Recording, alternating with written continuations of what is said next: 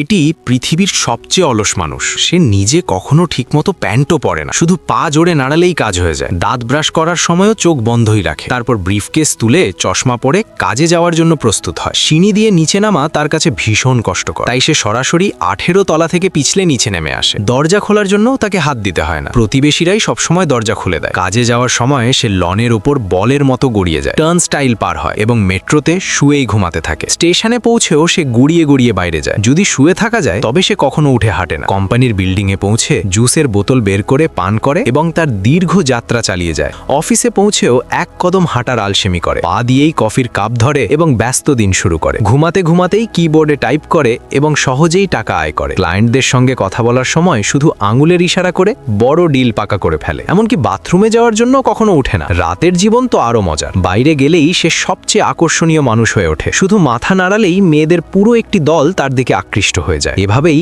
এত কম বয়সে সে জীবনের শিখরে পৌঁছে গেছে।